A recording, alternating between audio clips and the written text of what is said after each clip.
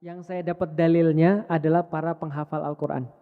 Jadi mereka yang sudah niat untuk menghafal Al-Quran.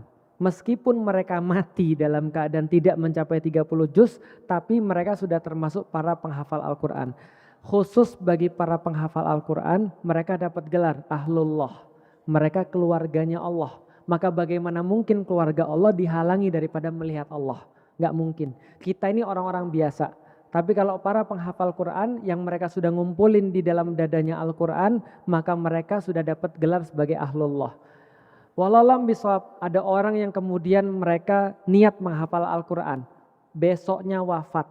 Maka dalam dalil yang lain dikisahkan Rasulullah menyampaikan kepada kita ada orang yang mereka sudah niat pengen menghafal Al-Quran. Tiba-tiba besoknya mati.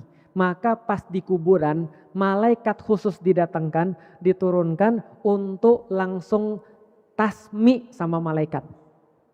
Jadi tasmi sama malaikat nanti dipenuhin tuh 30 juznya di dalam kubur. Kalau memang sudah niatan benar ya. Makanya kan kemarin disampaikan oleh Ustadz Umar Mita, siapa yang membenarkan Allah, Allah akan benarkan dia. Kalau niatannya memang serius untuk menghafalkan Al-Quran, nanti di kuburan dia akan dituntun oleh malaikat nyelesain hafalan 30 juz. Kalau memang sudah niat, jadi ya yang penting niatin aja dulu. Tapi niatnya serius gitu maksudnya.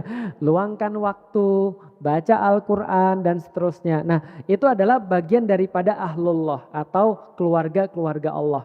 Bagi yang lain ada banyak orang. Makanya tema kita reconnect with Al-Quran. Maksudnya adalah kita meningkatkan interaksi dengan Al-Quran.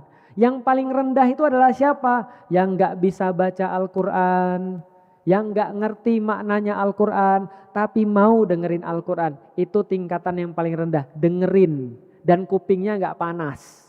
Itu yang paling rendah. Yang berikutnya mahir membaca Al-Quran, belajar membaca Al-Quran, itu berikutnya. Yang berikutnya lagi ngerti maknanya, berikutnya lagi mentafakuri atau mentadaburi artinya. Yang berikutnya lagi mendakwahkan, berikutnya lagi menerapkan dan seterusnya dan seterusnya dan seterusnya. Menghafalkan itu yang paling tinggi.